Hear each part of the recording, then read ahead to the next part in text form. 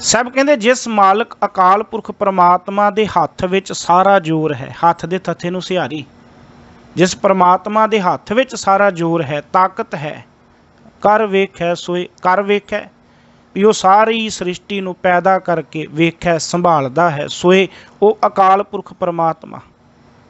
जिस मालक परमात्मा के हथ दे विच सारी ताकत है, सारी समर्था है, सारा जोर है, सब कहते वो सारी सृष्टि नूं पैदा करके, सारी सृष्टि की रचना करके उन्होंने संभालदा है। उहदे हथ विच है सारा कुछ, उहदे हथ विच सारी ताकत है। वो परमात्मा ही साडी जिंदगी नूं चलाउण वाला है। उहदे हुक्म दे विच ही असीं चुप रह सकदे हां, उहदे हुक्म दे विच ही असीं बोल सकदे हां। आखण विच चुप रहण विच भी ओहदा जोर काम कर रहा, जीण विच मरण विच ओहदा जोर काम कर रहा, राज भाग मिल जाए खुश जाए ओहदा जोर काम कर रहा, साडी सुरत दे विच ज्ञान आ जाए विचारवान बन जाइए ओहदा जोर काम कर रहा। जिस हथ जोर कर वेखै सोए, जिस दे हथ विच सारा जोर है, ताकत है, सब कहंदे वो सारी सृष्टि नूं पैदा करके संभाल रहा है।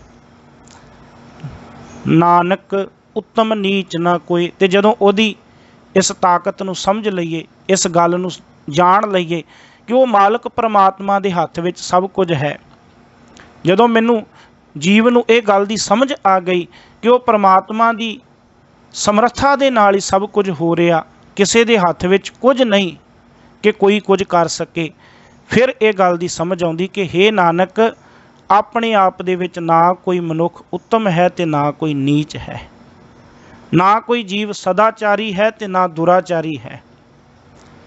वो परमात्मा की ताकत है, परमात्मा के हुक्म दे विच कोई उत्तम है, हुक्म ही उत्तम नीच। जपजी साहब की दूसरी पौड़ी, हुक्म ही उत्तम नीच। पर यह परमात्मा की याद विच जुड़िया समझ आएगी कि परमात्मा के हुक्म दे विच ही कोई उत्तम है, कोई नीच है। जिस दे हथ विच सारा कुछ है, उहदे हुक्म दे विच ही कोई श्रेष्ठ है, कोई नीवा है। सब कहंदे अपनी मर्जी दे नाल कोई उच्चा ते कोई नीवा नहीं बन सकदा, कोई खास ते कोई आम नहीं बन सकदा। जद इस गल की समझ पैंदी है कि जोर परमात्मा दा है, तां मनुख कह उठदा है कि कोई उत्तम नहीं, कोई नीच नहीं, सारे इत्थे इक्को ने। फिर ये शब्द मुख तो निकलते हैं कि हम नहीं चंगे बुरा नहीं कोई, प्रणवत नानक तारे सोए। असीं चंगे नहीं तो जगत दे विच कोई बुरा नहीं, कोई माड़ा नहीं। फिर तो ये गल कहने आ कि सब गोबिंद है, सब गोबिंद है, गोबिंद बिन नहीं कोई। फिर शब्द चेते आउंदे ने कि सबै घट राम बोलै, रामा बोलै, राम बिना को बोलै रे। फिर बाबा फरीद साहब के शब्द साडी सुरत विच आउणगे कि फरीदा खालक खलक मैं, खलक वसै रब माहे, मंदा किसनूं आखीऐ जां तिस बिन कोई नाहे। नानक उत्तम नीच ना कोई। फरीदा काले मैंडे कपड़े, काला मैंडा वेस, गुण ही भरिया मैं फिरां, लोक कहे दरवेश। फिर आ गल्लां चेते आउणगियां। सो इस पौड़ी दे विच धन गुरु नानक साहब महाराज जी ने बड़ी कृपा की है। वैसे ये पौड़ी किसी व्याख्या की मुथाज नहीं। पौड़ी दे विच कथन कीतियां गल्लां तां जिहड़ियां ने वो साडे निजी जीवन दे विच अजमाईयां होईयां ने। कई ऐसियां गल्लां ने जिहड़ियां असीं नित पढ़दे ते सुणदे हां। कौन नहीं जानदा कि कई बार किसी व्यक्ति के नाम जां किसी काम नूं याद करन दी बड़ी कोशिश करदे हां, पर वो साडे चित्त विच ही नहीं आउंदा। मैं केवल भावर्थ पौड़ी दा दस के आप जी दे कोलों खिमा मंगा। कई बारी ना बंदा कहिंदा वो की नाम सी, बंदा सामने बैठा नाम चेते नहीं आ रहा बंदे दा जे नाम चेते नहीं आ रहा, बंदा सामने बैठा जदों उठ के चला गया फिर कहने ओहो इहदा ते आ नाम सी, हुण उदों साडा जोर कित्थे गया। इहदा मतलब साडा कोई जोर नहीं, साडे चेते विच उहदा नाम ही नहीं आ रहा। तो कई बारी किसी ख्याल नूं भुलना होवे, कई बारी ना परिवारक कई ऐसे कारण बन जाते हैं तो बंदा अपने वो परिवार के पहले बताए हुए समय नूं भुलाउणा चाहुंदा, पर वो भुलदा नहीं। जे नहीं भुलदा इहदा मतलब अपना कोई जोर नहीं, भुलण दे विच भी जोर नहीं, चेते करन दे विच भी अपना जोर नहीं। ये साडे रोज़मई जीवन दीयां घटनावां ने। जे भुल्लण विच भी जोर नहीं चल रहा, याद करन दे विच भी जोर नहीं चल रहा, इहदा मतलब कोई जोर साडे ते होर काम कर रहा है। साडे लख यतन करन दे नाल साडा मन चुप नहीं करता, साडी बिरती उस तो नहीं हटदी। कई वारी लम्मे चौड़े ना आपां प्रोग्राम बना लेने भी इत्थे जावांगे उत्थे जावांगे, पर कई वार ऐसी कोई घटना वापरदी साडे वो कीते हुए सारे प्रोग्राम कैंसल हो जाते ने। आपां कोई विआह शादी का प्रोग्राम रखते हैं, खुशियां का प्रोग्राम रखते हैं, एकदम कोई कॉल आउंदा साडा सारा प्रोग्राम कैंसल हो जाता। क्यों? क्योंकि इहदा मतलब परमात्मा दे हत्थ विच वो कोई समर्था है, ताकत है, उन्हें सारा कुछ कीता कराया बदलता। तां ही बाबा जी ने बाणी विच कहा, फरीदा दरियावै कन्नै बगुला बैठा केल करेंदे हंज नो अचिंते बाज पए तिस रब दे केलां विसरियां। ते साहब पता की कहंदे बाबा फरीद साहब, जो मन चित ना चेते सन सो गल नहीं रब कीआं। चित चेते सी भी आह काम होना। बंदा खुशियां दे प्रोग्राम बना के बैठा, वैराग आ गया। प्रोग्राम पहला उलीक के बैठा, सारे कैंसल करने पे। जो मन चेतना चेते सन सो गल नहीं रब कीआं। कौन नहीं जानता कि कोई मंगता किसी दाते कोलों जोर नाल कुछ मंग नहीं सकता भी मैनू दे, तैनू देना पएगा। जे वो कुछ लैना जबरदस्ती लै सकदा हुंदा फिर वो तरले क्यों पाउंदा?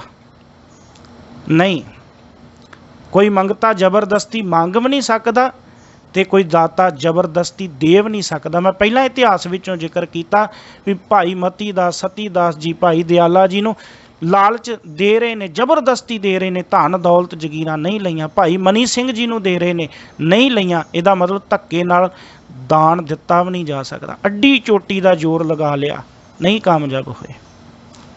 गल की इस बंदे दे वस विच कुछ भी नहीं। ये बंदा जिस धन का, जिस अकल का, जिस बल का माण करदा, हंकार करदा, वो इहदे वस विच है ही नहीं। गुरु साहब जी ने बड़ा सुखमनी साहब दे विच प्यारा शब्द कहा, इसका बल नहीं इस हाथ करन करावन सर्ब को नाथ। आ पौड़ी की व्याख्या इस अष्टपदी दे इस पदे दे नाल कीती जा सकदी कि इसका बल ना ही इस हाथ करन करावन सर्ब को नाथ। आग्याकारी बपुरा जियो जो तिस भावै सोई फुन थियो। इस करके मनुख दे अपने वस विच है ही नहीं कुछ। पता नहीं कदों एक चंगियाड़ी सारे धन दौलत नूं सवाह कर दे, कदों दिमाग का एक कोई पुरजा ढिला परमात्मा कर दे, सारी अकल ही खत्म हो जाए, याद शक्ति खत्म हो जाए, जिहड़ी याद शक्ति का बंदा माण करदा पिया। कदों किसी बीमारी ने सारे शरीर का जिहड़ा बंदा शरीर ते माण करदा भी मेरा बड़ा तगड़ा शरीर, वो सारा शरीर तुरन तो असमर्थ हो जाए। अगर इसका बल इहदी ताकत अपने हत्थ विच हुंदी ते दुनिया दे विच बहुत कुछ कर लैंदा, बहुत कुछ कर सकदा सी बंदा। पर यह बंदा संसार दे विच सब पदार्थां नूं भोग जरूर लैंदा, माण जरूर लैंदा, इहदे विच कोई शक नहीं। पर हकीकत आ कि इसके हाथ होए तां सब किश ले। जे इहदे हत्थ विच हुंदा ते सब कुछ लै लैंदा, ते जे सब कुछ लै लैंदा फिर इहने खुश ही रहना सी, भी जो मर्जी भोग लैना सी। पर जदों ये धन दौलत प्राप्त कर लैंदा उदों ते खुश हुंदा, जदों धन दौलत चल जांदा उदों दुखी हुंदा। गुरु नानक साहब ने सोरठ राग विच कहा, साहब कहंदे आवत को हरख जात को रोवै। जदों कुछ आउंदा उदों ते खुश हो जांदा, ते जदों कुछ चला जांदा उदों रोण लग जांदा। आवत को हरख जात को रोवै। इहदा मतलब बंदे दे अपने हत्थ विच कुछ नहीं। इसके हाथ होए तां सब किश ले। इहदे हत्थ विच हुंदा इंसान दे ते सब कुछ प्राप्त कर लैंदा। पर अफसोस ये माटी का पुतला सब कुछ जानदा बुझदा भी तरह तरह के नाच करदा, रंग तमाशियां दे मगर दौड़दा फिरदा।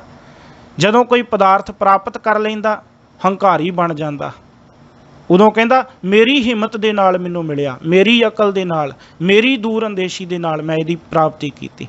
वो भलिया जदों खुस जांदा फिर उदों रोण क्यों लग जांदा? उदों तू रब नूं क्यों कोसदा?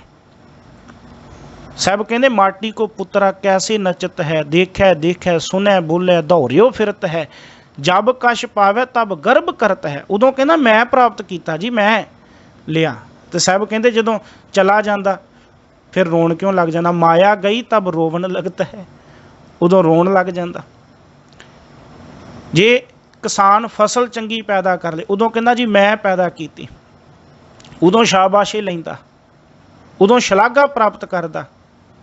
ਤੇ ਜੇ ਮਾਲਕ ਚਾਹੇ ਸੂਰਜ ਦੀ ਗਰਮੀ ਨਾ ਪੈਦਾ ਕਰੇ ਜਿਹਦੇ ਨਾਲ ਅਨਾਜ ਪੈਦਾ ਹੋਣਾ, ਇਹ ਆਪਣੀ ਬੁੱਧੀ ਦੇ ਨਾਲ ਉਹ ਫਸਲ ਤਿਆਰ ਕਰ ਲੇਗਾ ਨਾ।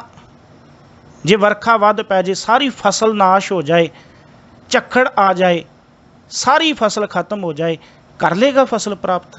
ਇਹਦਾ ਮਤਲਬ ਇਹ ਉਦਮ ਕਰ ਸਕਦਾ, ਪਰ ਤਾਕਤ ਪਿੱਛੇ ਕੋਈ ਹੋਰ ਕੰਮ ਕਰਦੀ ਪਈ। ਸਚਾਈ ਆ, ਕਾਠ ਕੀ ਪੁੱਤਰੀ ਕਹਾਂ ਕਰੇ ਬਪੁਰੀ, ਖਿਲਾਵਨ ਹਾਰੋ ਜਾਣੈ। ਗੁਰੂ ਸਾਹਿਬ ਕਿਰਪਾ ਕਰਨ ਇਸ ਪੌੜੀ ਦੇ ਰਾਹੀਂ ਇਸ ਗੱਲ ਨੂੰ ਅਸੀਂ ਸਮਝ ਸਕੀਏ ਕਿ ਮਨੁੱਖ ਦੇ ਆਪਣੇ ਹੱਥ ਵਿੱਚ ਕੁਝ ਨਹੀਂ, ਉਹ ਅਕਾਲ ਪੁਰਖ ਪਰਮਾਤਮਾ ਦੀ ਸੱਤਿਆ ਤਾਕਤ ਸਾਡੇ ਜੀਵਾਂ ਦੇ ਉੱਤੇ ਕੰਮ ਕਰ ਰਹੀ, ਜਿਸ ਤਾਕਤ ਦੇ ਜ਼ਰੀਏ ਹੀ ਅਸੀਂ ਉਸ ਪਰਮਾਤਮਾ ਦੇ ਹੁਕਮ ਦੇ ਵਿੱਚ ਜਨਮ ਲੈਂਦੇ ਹਾਂ, ਉਹਦੇ ਤੋਂ ਬਾਅਦ ਹੁਕਮ ਦੇ ਵਿੱਚ ਹੀ ਇਸ ਸੰਸਾਰ ਤੋਂ ਚਲੇ ਜਾਂਦੇ ਹਾਂ। ਇਹ ਸਾਰੇ ਸੰਸਾਰ ਦੀ ਕਾਰ ਉਸ ਪਰਮਾਤਮਾ ਦੀ ਤਾਕਤ ਸੱਤਿਆ ਦੇ ਵਿੱਚ ਹੀ ਕੰਮ ਕਰ ਰਹੀ ਹੈ। ਉਸ ਦੀ ਤਾਕਤ ਨੂੰ ਸਮਝ ਸਕੀਏ, ਉਹਦੀ ਤਾਕਤ ਦੇ ਸਾਹਮਣੇ ਅਸੀਂ ਤੁੱਛ ਹਾਂ, ਅਸੀਂ ਹੰਕਾਰੀ ਨਾ ਬਣੀਏ। ਉਹਦੀ ਤਾਕਤ ਦੇ ਸਾਹਮਣੇ ਸਾਡੀ ਇੱਕ ਕੱਖ ਜਿੰਨੀ ਵੈਲਿਊ ਵੀ ਨਹੀਂ। ਸਤਿਗੁਰੂ ਮਿਹਰ ਕਰਨ ਇਸ ਪੌੜੀ ਦੇ ਰਾਹੀਂ ਅਸੀਂ ਇਸ ਗੱਲ ਨੂੰ ਜਾਣਦੇ ਹੋਏ ਆਪਣੇ ਜੀਵਨ ਦੇ ਵਿੱਚ ਨਿਮਾਣਾਪਨ ਲੈ ਕੇ ਨਿਮਰਤਾ ਦੇ ਵਿੱਚ ਆ ਸਕੀਏ, ਹਉਮੈ ਨੂੰ ਈਗੋ ਨੂੰ ਤਿਆਗ ਸਕੀਏ। ਭੁੱਲਾਂ ਚੁੱਕਾਂ ਦੀ ਖਿਮਾ। ਵਾਹਿਗੁਰੂ ਜੀ ਕਾ ਖਾਲਸਾ, ਵਾਹਿਗੁਰੂ ਜੀ ਕੀ ਫਤਿਹ।